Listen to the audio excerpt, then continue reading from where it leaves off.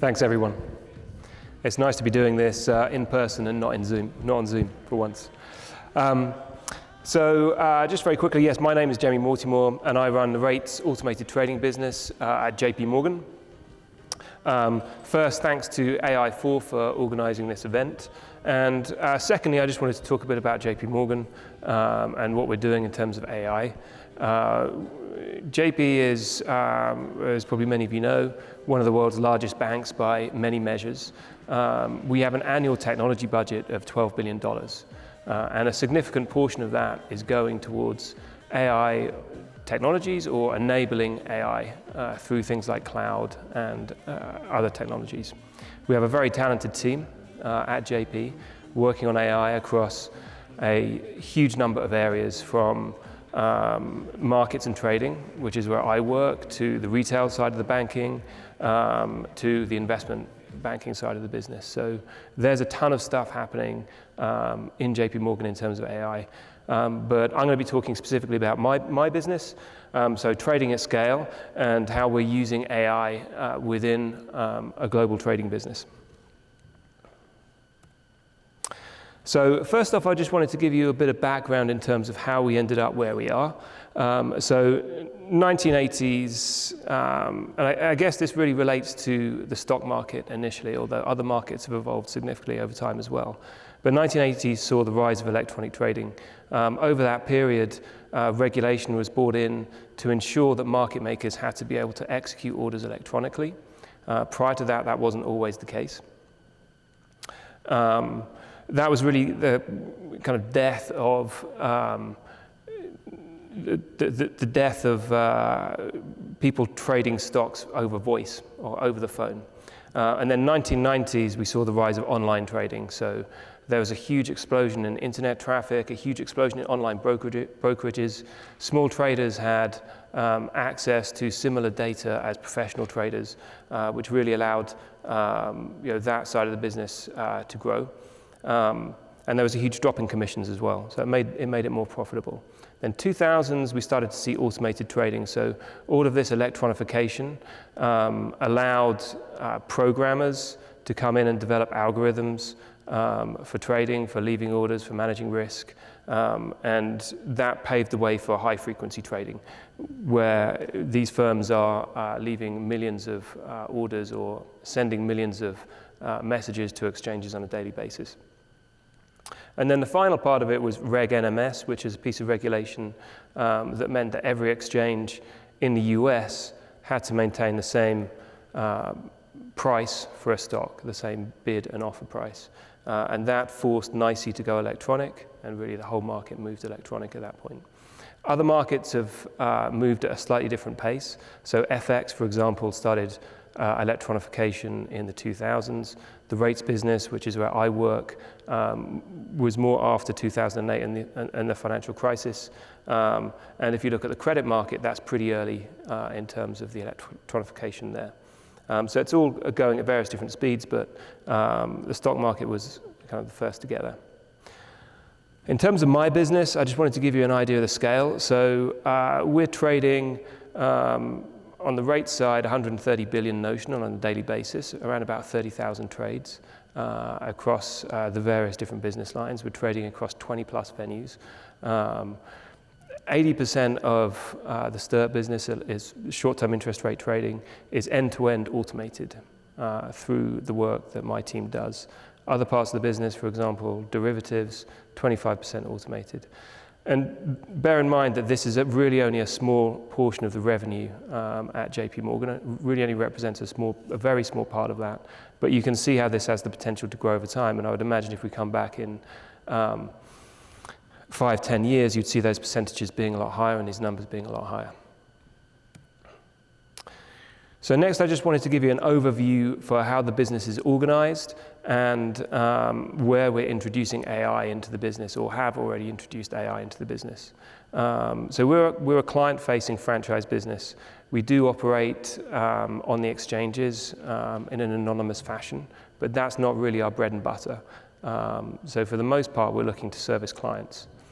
There's the high-touch part of the business where a client can come in and engage with a salesperson call up their favorite salesperson over the phone, they can chat them, and then that salesperson will negotiate the trade with the trading desk and go back with a quote. The trade will be done, the trading desk will manage the risk.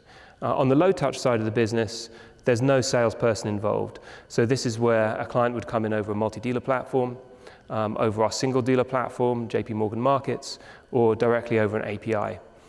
They're coming directly into the trading desk. The trading desk is providing an automated quote, and then that risk is managed in an automated fashion. So where are we looking at introducing AI into this picture? On the sales side, there's an opportunity to certainly automate the chat side of things, which I'll talk about briefly. And also in terms of recommendation engines, that's at an earlier stage, but if you're familiar with I'm sure people here are very familiar with the retail or web side of the businesses where you have a ton of recommendation engines. There's the potential for doing something similar on the institutional side of the trading business, where we can make trade recommendations to clients and have them reach out to clients proactively. And then on the trading side of the business, we think about that in really two different ways. One is pricing, and the other is risk management. So AI can be used to improve our pricing, and we're doing that quite actively, and I'll go into that in a bit more detail. And also on the risk management side, how we think about interacting with various different markets. So we'll start with chat. Chat, as it works at the moment, we are largely reliant on third-party platforms for interacting on a chat. We do have platforms where we can interact directly with clients, but for the most part, it's third-party. So salespeople are currently taking that chat, copy-pasting into our internal tools, which all sounds a bit 1990s, but that's the way it is at the moment. And from that internal tool, we're then able to extract the trade details. So in this particular example, it looks like the client is trying to trade a municipal bond. That information is correctly extracted, the direction they want to trade, the size they want to trade for. Details are populated, and we're able to send that request to the salesperson is able to send that request to the trading desk. So it still has sales oversight. It's not end-to-end automated, but you could see how in the future this entire process could be completely automated with chatbots interacting with clients and executing directly. The next side of it is AI Trader. So how do we think about building a AI-enabled trading engine? There's kind of two parts to it. We tend to think about price generation and then risk management. The two things are linked, but for simplicity's sake, I'll split them out. In terms of price generation, we tend to think about how are we going to generate a fair price, like a mid-price, a price that we're willing to execute at, where we're not going to make or lose any money, and then how much are we going to charge the client based off that mid-price.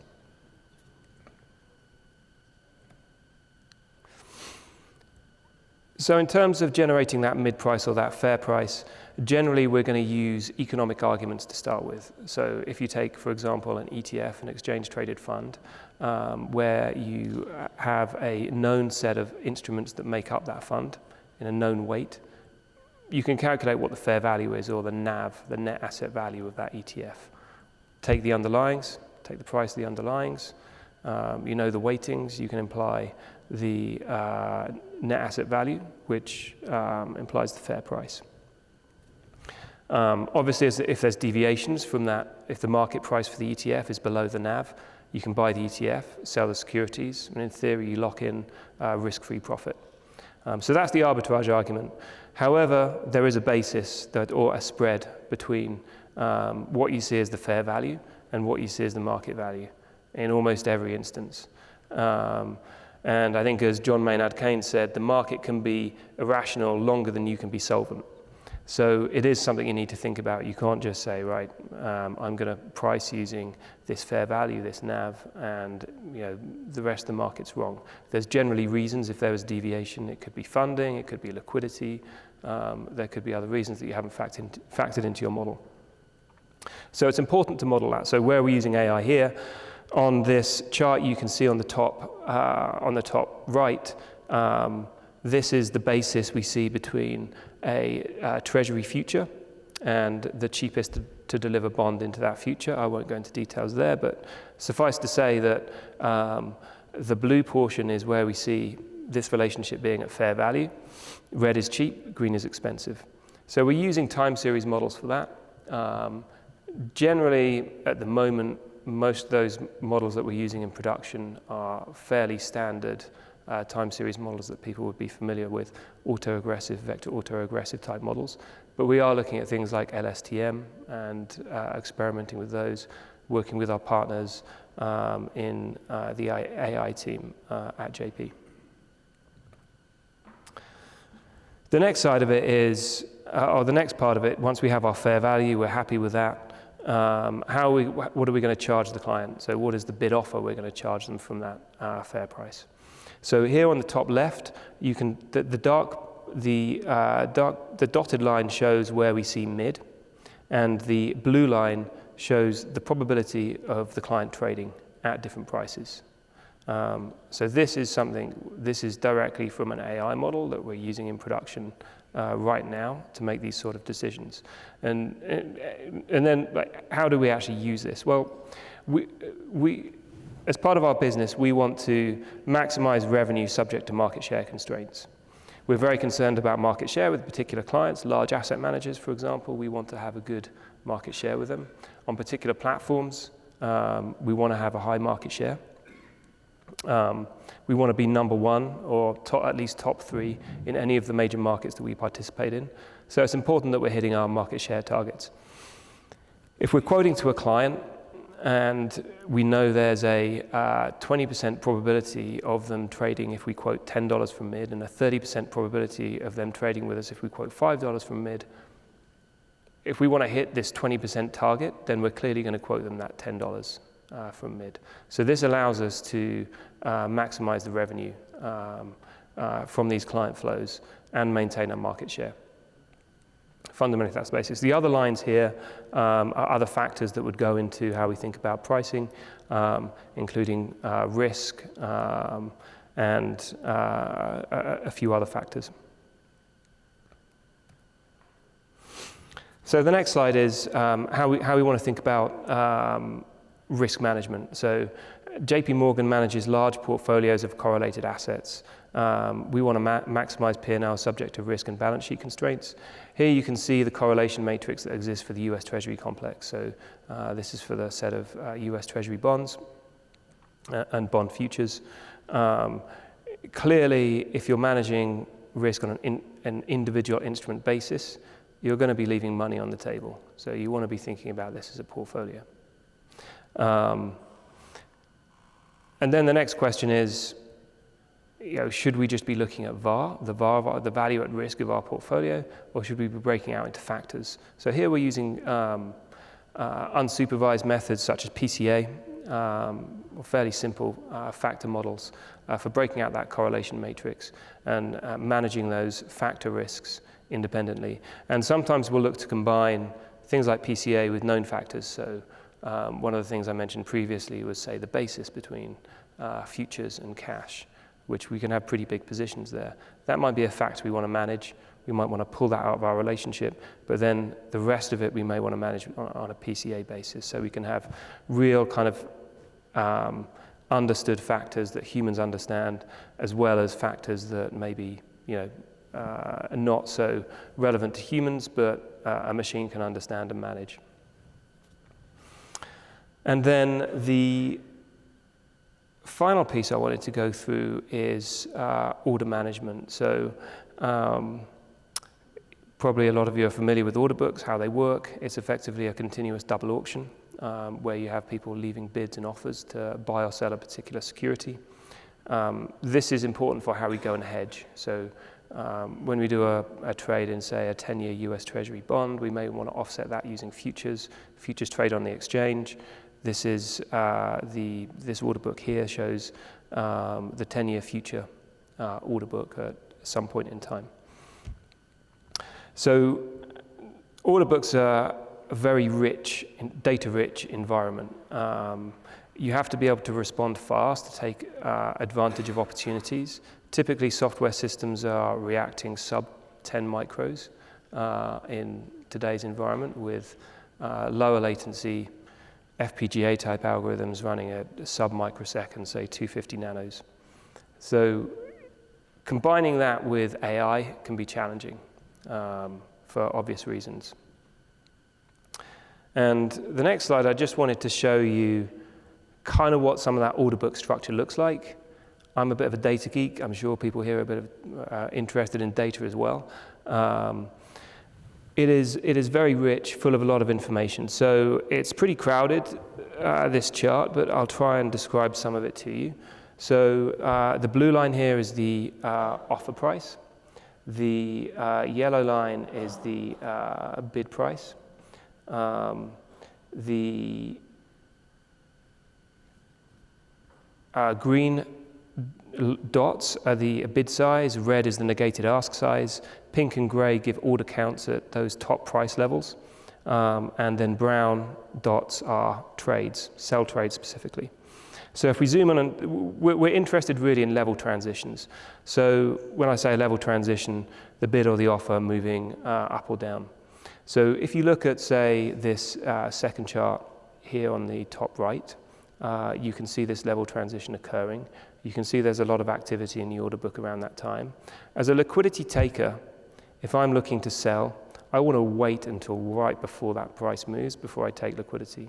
If I'm a liquidity provider, I want to be there on the bid right up until the price moves to maximize my optionality in terms of being filled. So you can see some of the patterns you see here. Right in the lead up to that transition, you have a large drop in liquidity on the bid, a cluster of sells on the bid side of the price. If you zoom in, and difficult for me to see here, but I think it's kind of 300 milli type time range on the bottom left chart, you can see that part of it zoomed in. And then the next part, you can see this is a 5 millisecond time scale. And there's still a lot happening over that 5 millisecond period prior to the price drop. So here we are also employing a decent amount of AI type technology. We have teams looking at order book simulations. We have time series models. We are looking at things like particle filters. So this is a pretty interesting area for research, and we have models in production at the moment that definitely add a fairly significant amount of value. But the point is that in order to take advantage of some of these opportunities, you do need to be very fast, and getting your AI predictions to operate at those sort of timescales can be challenging. Okay, so that's it in terms of the presentation. I'm happy to answer any questions if anyone has any.